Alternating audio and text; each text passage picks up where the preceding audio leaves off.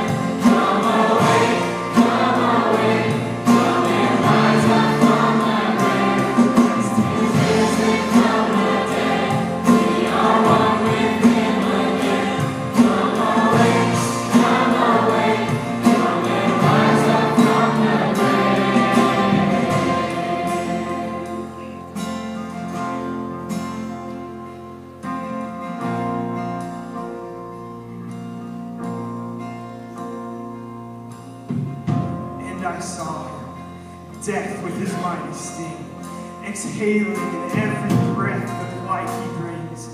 To the grave he gave victory, triumphing over life. In the fear of sleep, endlessly we hide from our mortality.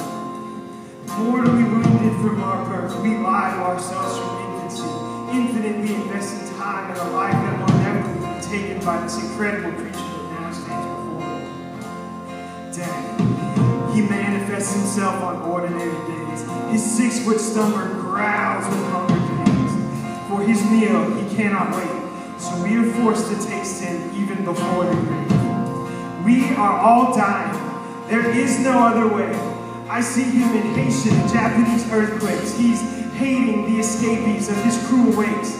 I see him in poverty, impoverishing the quality of life for regions that are reachable, and in those with the reach choose not to reach out to treat what is treatable. I see him in disease, taking light out of uninfected yet affected families. I see him in oppression, pressing down on the oppressed and the oppressor. I see him in depression, in Prozac, pain pills, and razor blades, and bedside bills. I see him in abuse. I see him in physical, mental, emotional misuse, in childhood remorse from an ugly divorce. I see him in our slavery to our appearances, appearing to care more about our images than those in dying villages. I see him in our ignorance, ignoring truth for some comfortable inference. I see his emergence in our churches as we pull out emergency verses as deterrents to religious differences, getting on the defensive, defending our way of worship, making community worthless. Death is killing us, even before we enter the surface of the earth. We are in service of his words. It is finished, the end of our birth. We cannot hide from his wretched curse, for death in his grave we constantly rehearse.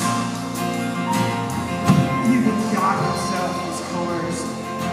Then he evinced itself humanity, humbly taking on flesh, scorn, and vanity. The world saw his way of life as insanity, insisting he's speaking of this radical Christianity. But man found him guilty, accusing God of blasphemy, performing the ultimate usurpation by slaying Christ on Calvary. But through their cowardly cross, Jesus embossed mankind's humanity, championing over death with the beauty of his fatal injury. And I know, many still doubt, and rightfully so, bringing up this inquiry. What does that poor Jewish man dying on a lonely tree 2,000 years ago have to do with me? I reply simply, Christ came to die to merit his bride-to-be, and though death could kill the groom, he could not kill the ring. God made us one with Christ, and life in matrimony is clean. Now the undying church, his ever-living wife, can sing, O death, where is your sting? O grave, where is your victory? We have risen above your misery. We will not succumb to your finality. We have overcome your infinite mystery in the infinite reign of Christ's ministry. For we are the resurrection, the insurrection of fatality. We are the risen deity, the intersection of a dead yet living body.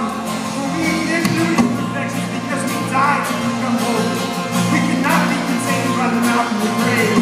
We are the willing slaves to the one who rose from that garden cave. We passed through death and new birth.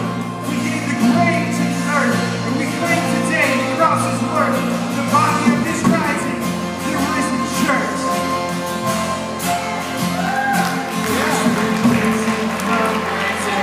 Triumphing over death.